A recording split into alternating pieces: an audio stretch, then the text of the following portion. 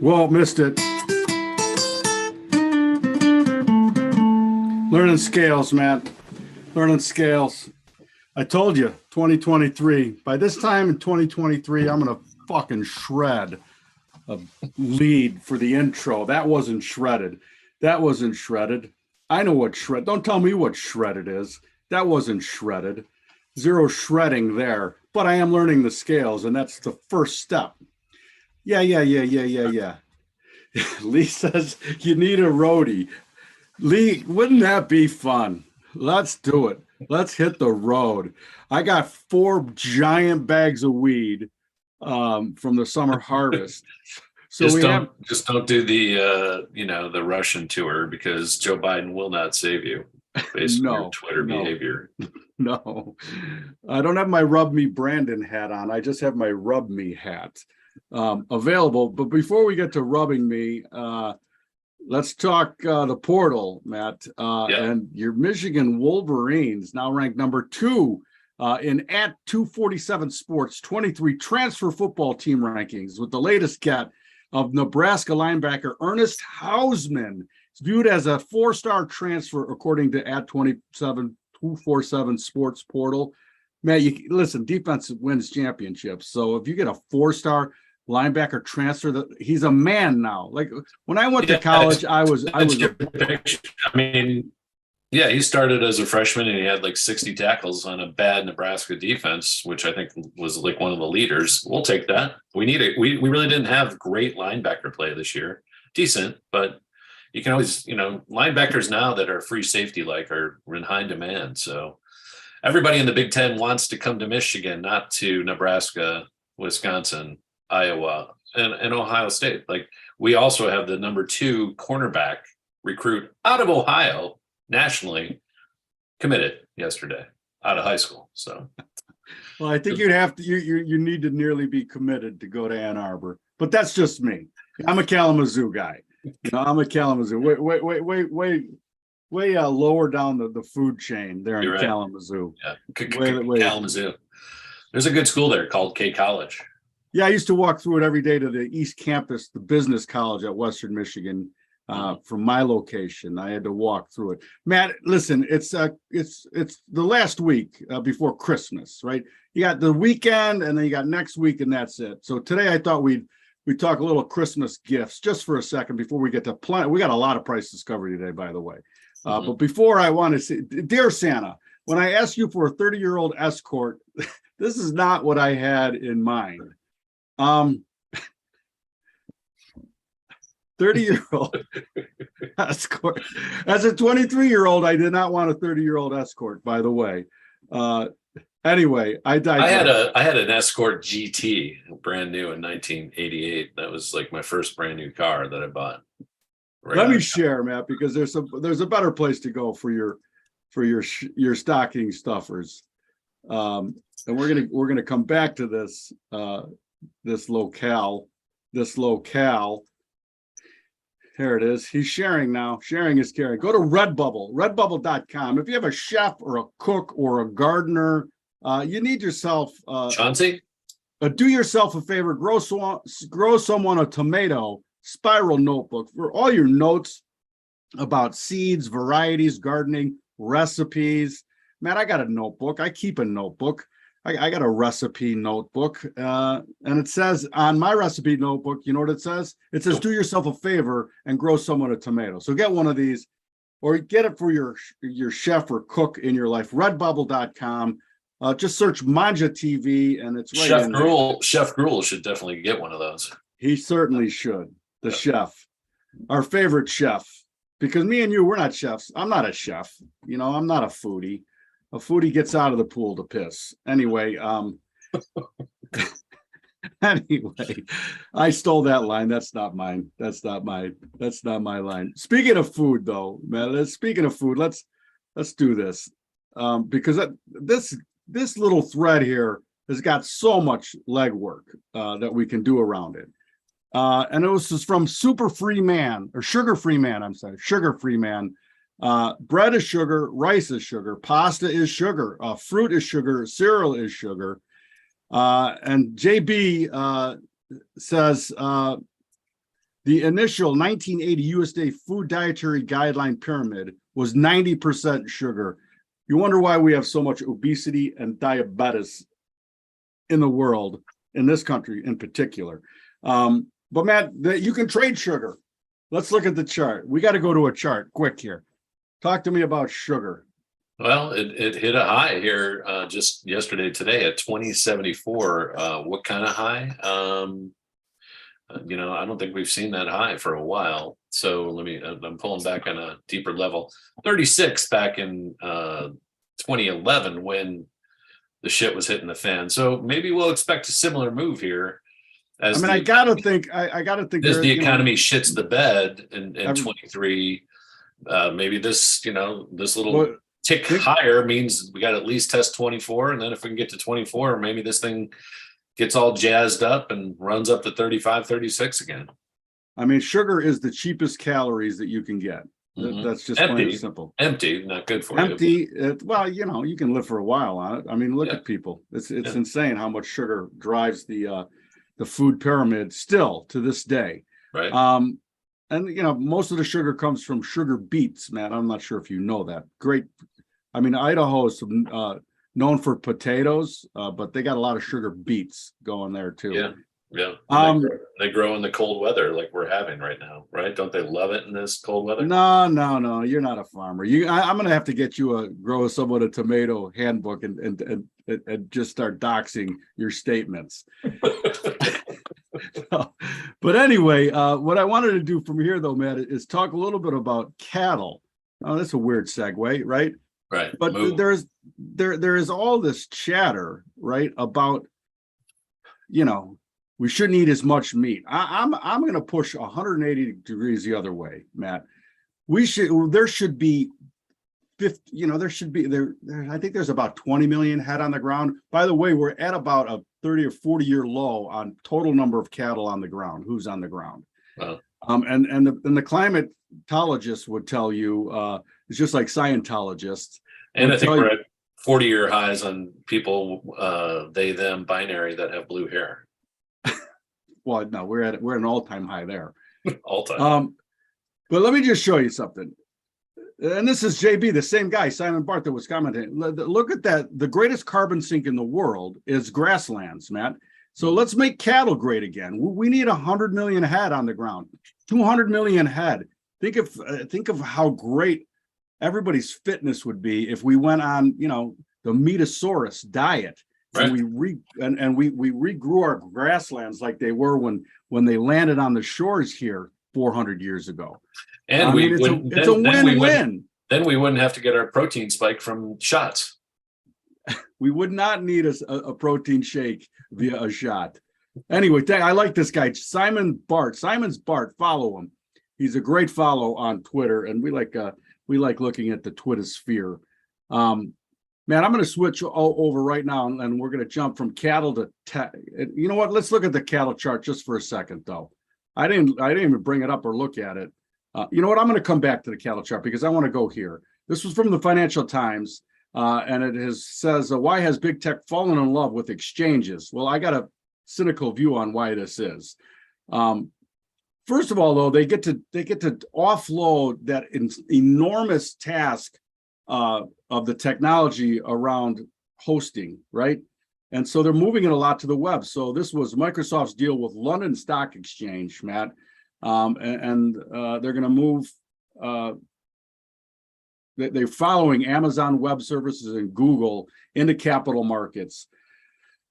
I'm a bit cynical here, though, because I think the greatest benefit of owning the exchange is being able to read the book. Now, I'm not saying here that there's going to be any cheating going on, right? I'm just saying that it gives them a one-arm relationship. Somebody's going to be able to read the book, Matt. Somebody's going to be able to read the book. And by the way, when we first started talking about FTX, I was fairly adamant on why this kid was such a slob. It's because FTX had Alameda, their market maker, right? All you had to do is sit there and be the market maker and be able to read the book and print money all day long. You get to print money. You can see where the big buyers and sellers were. And Come on, I mean, that's the whole you could front Robin run Hood them. thing. I mean, it's just like that Zach Wilson guy pumping penny stocks and talking all day long. You're the best trader in the pit if you know what's in the deck. That's all there is to it. So anyways, let's look at some of these names, exchanges. Maybe we haven't looked at the London Stock Exchange, but it does trade, and it trades in London, obviously. But this is trading at 73.40. This is a delayed. It's closed right now. But again, this is just going back really the last 6 months, and really all I see here is a bracket that is formed. And then when you pull back, you start to see a little bit more. Like we're biding time here before what? It's either going to go higher when it breaks out above 8,600, and the all-time high was put in 21. That was 10,000, let's call it, and just shy of 10. But if we break, somewhere around 6,800 again, this thing looks to me like it's probably going to timber pretty hard, right? Yeah, well, you got the what jumps right out is the COVID low spike there that we the COVID talking low about. Yeah, the COVID low spike takes you down to 53.50. So that's got to be tested, and you're sitting here at 73.40. Yeah, there's a lot of downside available, and this chart is super bullish, as are all the exchanges over this time. Why don't we flip and look at the ICE?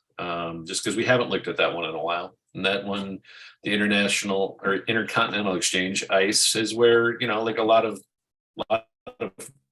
oil products are traded, right? No, Pardon? That's the ICE.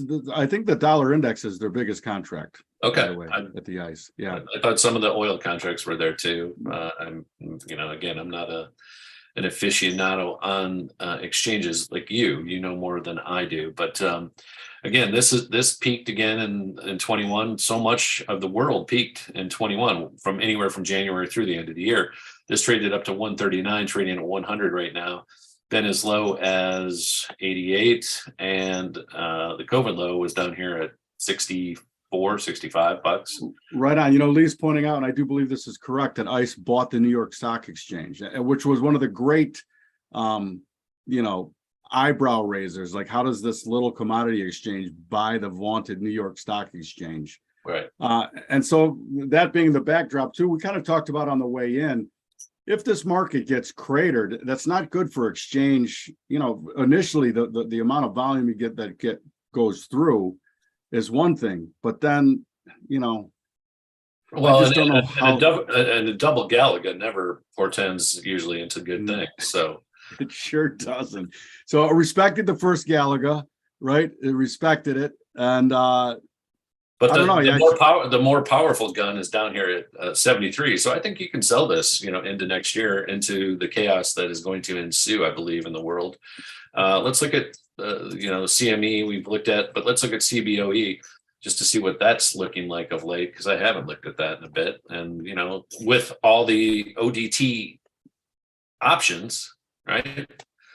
This has been a boon for them. So, which I would imagine I would see here, and you see all the daily options that have happened, but at some point that's going to unwind, right? People are going to stop buying, because they mostly buy calls too, right? Because they're all upside. Doesn't that look kind of heavy to you? Again, when it gets below 120, it looks treacherous. Right now it's a little uphill, but really to what? Is it going to keep going up past 135, 136? Probably not. So I think overall it's a sell. I do. I think it's and that is, let's face it, that especially the CBOE, that is an institutional marketplace. Yeah. Right. And so when I look at that price discovery on it, what is going to happen institutionally wise for volume? Because this exchange makes money on volume. Yep. So what is it going to change that hasn't been on the ground since they made their highs in 2018, right there at the beginning? I just don't see it. So yeah, I'm not saying it craters, but it just looks a little overpriced from that angle right there. Like you're at the highs, and what's going to change on the ground for this exchange to double its volume? Right. I just don't see that. Well, especially after the move that we had from 20, all the way from $80 up to 135. That was huge, huge move. And now it just kind of sold off a little bit, and now it's testing the high. So yeah, I agree with that. It just looks like it's kind of hanging on by a tether. You know what I mean? All right, let's go to the CME. And I really thought the CME would be the best name here going forward. And I will still say that, they derive their, they trade a lot of equity options, but since they bought the Board of Trade, the interest rate curve trading, especially going forward, would seem to me to be a giant revenue driver for the Merc. That Eurodollar complex, when rates have done what they've done, and we talked about some of the spreads that I'm looking at, and that so much of it is driven by spread trading on the curve. I just don't see that trade going away anytime soon. No, and and this thing kind of peaked again early this year at 257, and it has sold off all the way down to 170. And that's really where we're trading right now, right around 170.09. So I mean, you see the same bracket I'm thinking of, 145, 148 to 250. It's pretty that bracket. Well, again, the COVID low is down here at 134, and we're trading 170. I would like to be a seller. Like I wish we were talking about it in the summer. That was more attractive when it was bouncing to the top of that profile there at 200, 210. At 170 again, if you can get a rally, I probably wouldn't do much in here just because it looks like it could bounce again. It's in this area where if it doesn't hold 160, then it falls, but we're at 170. So, you can maybe try buying that 160 level as long as, 150 holds, but again, it's kind of actually, let me share, because I like when we do this, because the profile, especially the longer term profile, is painting just a little bit more diabolical of a story. And here's the monthly CME, and you can see it's that potentiality to the downside is just falling away.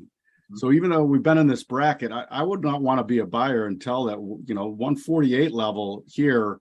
And it really should respect this double bottom. It really should put in. The problem with the double bottom is the fact that this band is falling away so much. Right. So, we ain't going to get there this month. We probably, it might take a couple months to get down here. But I really like this 150 level, especially painting that picture that interest rate curve trading is not going away anytime soon. And we talked about the inflation cycle yesterday, and how this is going to be a 15. If it replicates the cycle from the late 60s, it goes all the way to 84 or so from 68. I mean, think about that timeline. That's going to push us well into our retirement, hopefully. But I really, we've been saying it for a while here. This is the greatest time to be a trader, to learn to trade and to be a trader. It's the greatest time that's been around for a very long time. And while I'm here, Matt, let me just. And by that, you don't mean one way. You don't mean long. You don't. No, I mean trading, exactly. I mean, that spread that I pointed out yesterday, they pushed the D's 23, 24. Like, how could you put a gun to my head and tell me what's going to happen between D's 23 and D's 24 in the economy? Are you kidding me? Like, I have any confidence in that? So they pushed it out to a $1.25, a 1.25 basis point easing in that time frame, that time snippet. Why can't it come right back to even money? Like, nobody knows this. Give me a break. Give me a break. Break me off a piece of that Kit Kat bar. Speaking of cattle, and Matt, and this isn't the continuation, unfortunately. This is just the D's 22 contract. But cattle looks stratospheric to me. We're going to put and you know what would cure high prices in cattle, Matt? A bunch of more cattle on the ground. Oh, come on. What do you mean? Oh, it's just LE. Let me do it. Let me bring up the continuation for cattle. Shut up. Why isn't it doing it for me, man? Oh, LE. Come on. There we go. All right, cattle. And this is a monthly continuation. I see no reason why we can't go recapture 171 all-time highs here. People, just like oil, Matt, nobody's stopping driving their gas car anytime soon. not this decade, not next decade. And nobody's going to stop eating meat either. Not this decade, not next decade. I don't care how many crickets they serve up. It's not happening. Right. So bullish cattle to new contract highs. You heard it here, HFR first.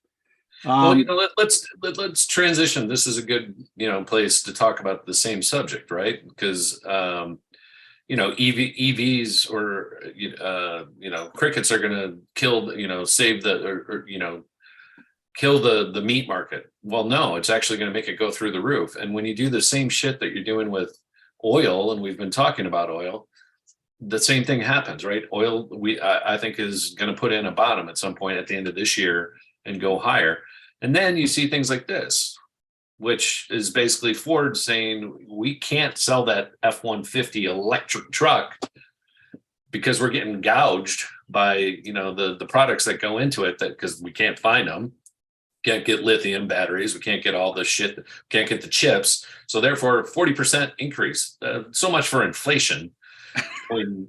Being transitory once again. So what is the base model price on this thing? It's like 55, 56 grand. No, wow. They thought for an F-150, which is the little truck. That's their little baby one. You can buy a new one probably for 20 grand, with the stripped down with a bed that you can haul. Yeah, here it is. They said it was going to be 39,974 with roll-up windows, right? Right. No options whatsoever. Roll up windows. And now it's going to be a 55,974 for an electric pickup truck. I'm sorry, the market as it gets to decide. We say that all the time. Who cares what Matt says? Who cares what Bob says? They're idiots. All right, fine. I'm an idiot. Right. But the price discovery is the thing that you cannot question.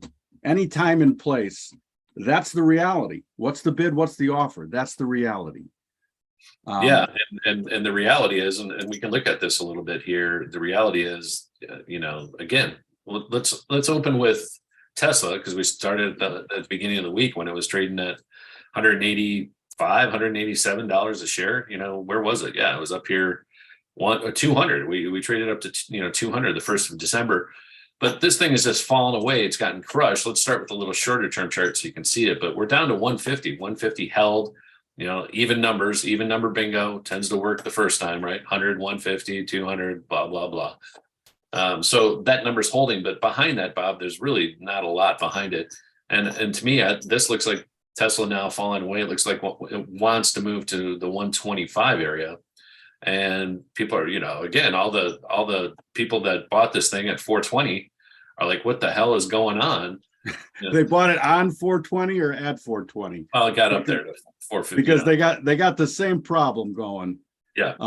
But there's a little wiggle here, right? This little time that we spent in the fall of, this was basically September through November, down here at this, 140 level, but we also spiked down here, to this level, like 100. So 100's coming.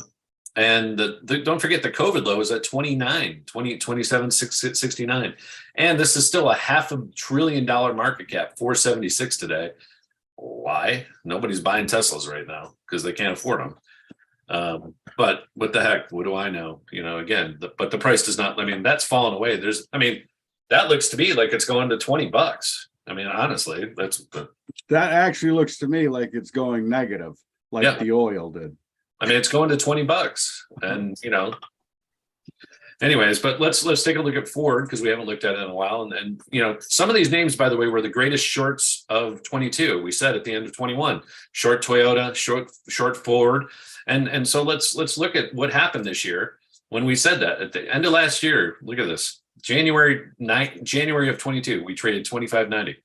Bob, we went all the way back here to $11, rallied, sell, back to 11, rallied, sell.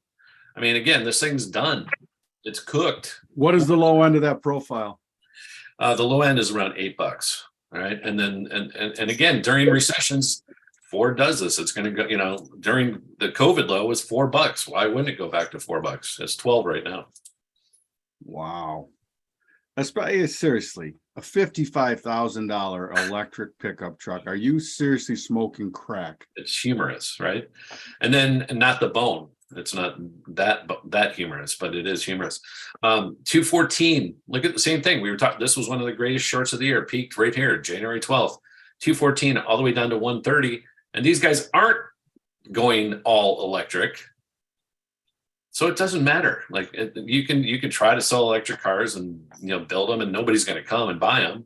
Because why would you buy a $60,000 F-150 when you could buy a $50,000 Dodge 3500 with a few miles on it? I mean, seriously, you're going to buy a diesel over? I mean, truckers, they don't want that shit. What are you going to get? You're going to get like alphabet soup buying F-150s now? I mean, come on. Yeah, it seems to me to be the nouveau soccer mom, but you can't. But they're going to be the tennis moms. Like who in marketing said, "Oh, there's a market for a F-150 electric truck"? Like where? Who's got that? Like where is that market? Who is that buyer? Honestly, like profile it for me. Who's buying that truck?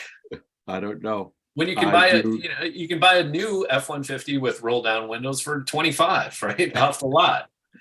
It just doesn't make any sense. Give me the crank windows. We're going to make crank windows great again.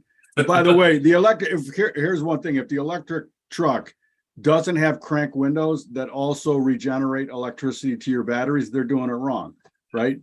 Wait a second. Hold on. Let me roll up and down the window 15 times, right? And then I can get you home. Right. You got to roll up and down your window too, because we're charging the battery. Kinetic energy, Matt. Kinetic energy. All, and we haven't even looked at GM. I'm sure it's, again, they're all going to be the same chart. They're all sliding down. GM's probably, it's looking a little bit better, but again, they wiped out all their debt and they're building new debt now, I'm sure. But this thing, COVID low, down there at $14, traded all the way up here to 67. And, again, sitting in balance for the last 4 or 5 years here at 35. No bad times yet. You get some bad times. Why wouldn't this thing head a little bit lower still? Yeah, again, why wouldn't it fill out the rest of the profile to the downside? What is that profile low? Like $25, and we're trading at $25. Target practice, guaranteed probably, right here from HFR. Yep. All right, Matt. What did I want to share on the sporting side? Where did I have that share? I got to tell you, Lee, you got to work harder with me because I'm so terrible at. Hey, who won that game? Who won that game last night? I didn't even see. Seattle got their ass kicked. Yeah, I thought so. They actually were. They had a chance. They were only down by 8 with Brock Purdy covered. Is that what you're saying? Brock Purdy covered. Yeah, Matt, I'm no good at. I'm good at very few things, like most people. Good at very few things. Let me cook you a cheeseburger. It'll knock you off your chair. The only double digit game in the NFL this week is the Chiefs, of course. 10-3 over the Texans, 1-11. You got to take it, right? It's pretty much they win the double digit. You have to. And then the only game I really like, just because I'm biased, you got to take. I'm taking the Lions versus the Jets. They're both going to even up, go to 7-7. They're 6-7, 7-6 at the Jets. Nobody cheering harder for the as a non-Lions fan. Of the non-Lions fans, I'm the biggest Lion fan. Yeah, I'll tell you that for sure. You take the Bears. The Bears will cover that one. Who's the Bears got? They had it off. They had it off last week, so that they should be able to do something. Matt, it's at home. It's at home, and it's -8.5. So I would take the Bears. This is what I wanted to share. Exciting, right? They're exciting. The Live Golf 2023, 3 stunning new locations announced in the U.S. To find out more, grab your early bird tickets. Bless you, Matthew. Tucson, March 17th, 19th. Tulsa, the vaunted Cedar Ridge Country Club in Tulsa, May 12th to the 14th, and the Greenbrier, hosted by don't you live over there on Briar Lane, man? Briar, what's that? From Caddyshack. Come on, help me out. Ty, that's it. Ty. Yeah. Ty. But the thing about the Greenbrier, the name of the course, I love. By the way, look at that. The old white. I usually hit from the black tees, but at the Greenbrier, we're going to play from the old white tees. Right. The Well, easy tees. Phil Mickelson will be there cashing in money because he was the highest paid athlete of 2022, thanks to Liv. And I think Tiger Woods and Rory McIlroy are jealous. I think that's what it comes down to at the end of the day. And I will say this too. They still really need, I think they're doing good. They're doing okay with their marketing, but they got to live stream the drafts. And if these guys aren't funny enough to bust balls on their own, each one of them should have a writer, right? They should have a staff writer. And, so stage it a little bit, like give these guys, they're great at golf. Maybe they're not good at being a TV personality, like very few golfers are. But I just think that would be so interesting to see the ball busting on the draft. And like, I am not taking this guy, dude. He's been terrible. He's god awful. He couldn't make a 3-foot putt if his life depended on him. I'm not drafting him this week. That'll be interesting to me. Dustin Johnson is celebrating, 34th birthday parties for his beautiful Gretzky bride, and they're having a good time in the off season. So these guys are living large. They're living large, and people don't like it. They don't like it. Yeah, there's a lot of people that consume too much haterade, Matt. Yeah. Too much haterade. Which, again, if they're playing golf and competing and somebody wants to pay them that kind of money, well, what's wrong with that? Like, they're just doing what they love doing and they're getting paid for it. And they're challenging instead of the PGA and their bureaucracy keeping it all. 100%. That's all it is. I mean, it's no different than the bowl game structure. So, you know what I mean? It's just. Listen, I used the AI engine at Night Cafe to come up with aliens for Trump. I thought it did a fantastic job. It's spray painting something in alien language on the brick wall there. I can't really figure out what the heck it's saying. This is going to be available also at Night Cafe if you want an Aliens for Trump sticker.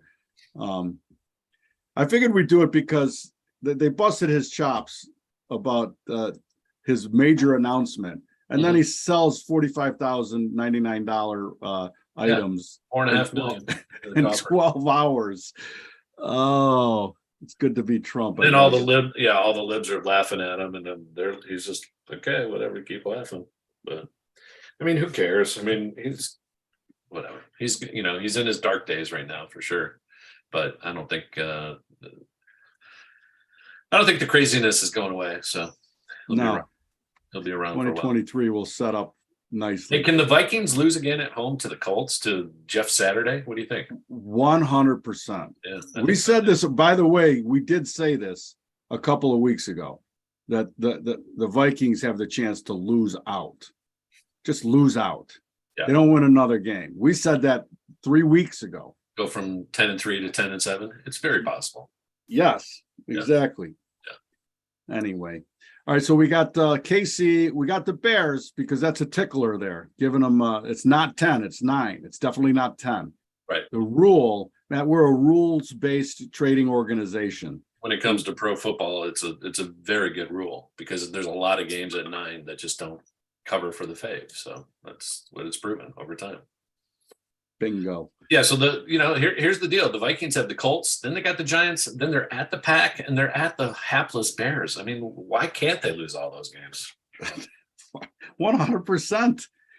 100%. They're at the Packers and at the Bears. After playing inside, they got to go to two. Yeah, they got Colts at home, they got Giants at home, and then they go at the Pack and at Chicago. Brr, what a cold finish. Brutal. Forgot about it.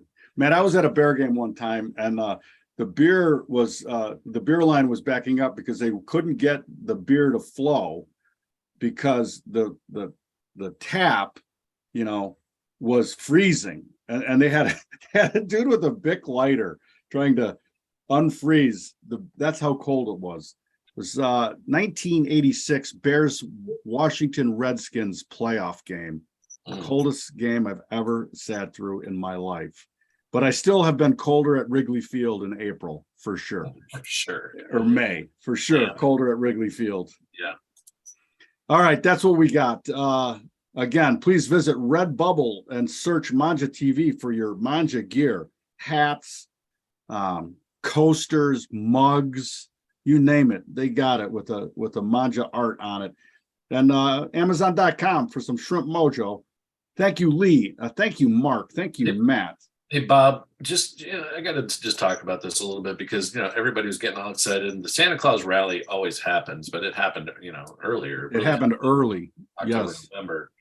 Look at this move. I mean, we were 12,350 on Tuesday. This morning, we're down here at 11,300. That's 1,000-point sell-off in the SPOOs. And in the S&P, kind of the same thing. We made the high of this recent move, 41.80, all the way down here, 38.61, which is below the key number. The algos are hunting 365 on this S&P. So it's not whooshing down. I think we'll get the whoosh next week, maybe midweek, maybe Tuesday, Wednesday, Thursday, somewhere in there. But this market is not looking healthy into the end of the year. So, this is not where you should be buying the Santa Claus rally, in my opinion. You know what? Let me share as you say that, Matt, because the monthly in these things, with the recent activity, couldn't be more different. I mean, they had their chance, and I'm going to start with the Dow because it actually is the healthiest looking chart of all of them, right? It was tickling up momentum, and then rejected it soundly. Now back below the average. And in general, this chart, I mean, you look where it is compared to where it came from, and then as we look at the others, you'll see that the Dow for sure has held up better. The Russell, this is the monthly again. It went and tickled the monthly average downward sloping. It's recaptured lower momentum. So if it closed today, I mean, that is a terrible, terrible candle for the month. The NASDAQ, same thing. Tried to reach its head out of lower momentum, has recaptured lower momentum. The SPOOs, same thing. Tickled the average, double topped, right back into lower momentum. And so if they can't raise their head next week and the week after, if this is a continued trend and they close these things back in lower momentum on the monthly, January is going to be some serious fireworks, dude. I mean, serious. That chart formation, new year, I don't know. It's interesting to me. Well, and Apple's interesting because we opened the year at all-time high 183.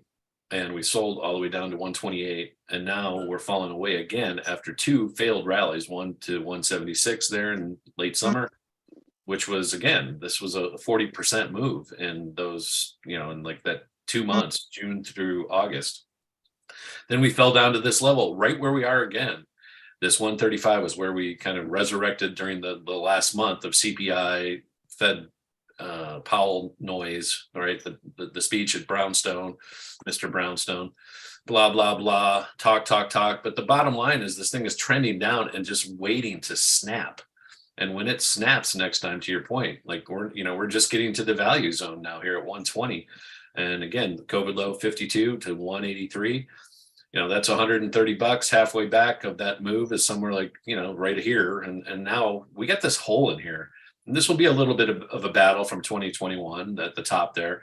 And then that'll be a little bit of a battle. But when we get through 110, man, Bob, it's going to go down to 80 like clockwork. So it'll probably be an earnings thing. And nobody's buying the new 14s. Nobody's at the stores buying new computers because they don't need them. No, but they're moving a lot of product in states where it's legal for you to walk in and just pick one up and leave. That's true. So maybe the insurance sales are helping there. I don't know. I don't know. Breaking news. Major announcement. All iPhones are free in San Francisco. Major announcement. Anyway, that's what we got. Another stock that has been struggling this year, which is up today, and so I'll point it out. You want a short selling opportunity. And really you have to look at the trend here. Adobe was trading 700 at the start of last year. And again, it went all the way down to 274. So the stock, we talked about all this last year. These things were running into the end of the year, then they're going to sell off, and they did. So, but now these rallies, like this rally that we just had right here, right to 356 or so, which was just based on the earnings, which were just last night. And, they reported 360, they beat, their revenues were down a little bit, but pretty much on the number, and they got a little reaction. They're up 3% here, but I think this is a sale into the next year. I don't think people are repurchasing new licenses, whether it's Adobe, whether it's Microsoft. They're going to pause on everything that they can because the wages are, they can't find people anyways, blah, blah, blah. The story. This to me just looks heavy. It looks heavy. And I think the rally that we just had here from, I think we got down to about 250 or so, 274. So 274 up here to 357. And that was just the breakdown area. So again, that basement became the ceiling. I think we got more, have to at least test that downside one more time. And I think the next quarter will be bearish for Adobe, as this trend it has been for a year. This isn't new. So again, nothing new in this chart, but there's also a lot of work still to the downside when you look at where it came from, and the COVID, which was back here at 258, I believe was the low in August or in May of 20.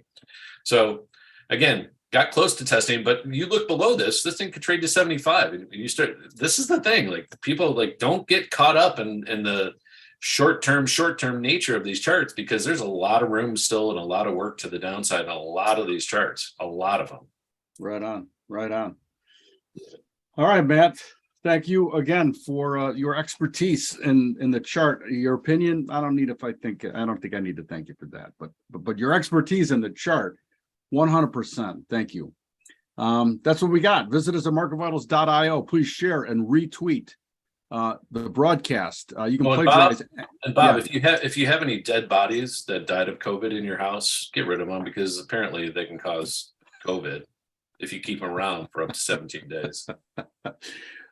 Like a good Irish. That's your horse shit. That's your horse shit show. I didn't even fucking think about it. I forgot about the absolute horse shit. When was this headline written in 1780? Yeah, this was this morning. 1780, the Daily Mail, their first paper. Bring out your dead. 17 days, Dead yet? Yes, you are. Well, you're almost dead. The Irish Wake, which, they did. They used to dance with the bodies and not 17 days worth. My favorite wake story was the Steelers fan, where they waked him. But the beautiful part of this is hamsters had traces of the virus post-mortem and spread it to live hamsters. Fucking hamsters. Yeah, because these fucking hamsters, they let the dead just sit there for weeks and weeks.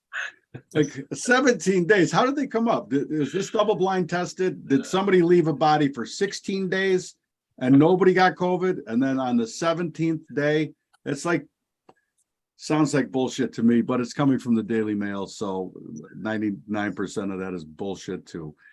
Anyway, thank you, Matt. Thank you. Bring out your dead. Hold on. Yeah, hold on. I got to do it. I get to do it every day. Every day.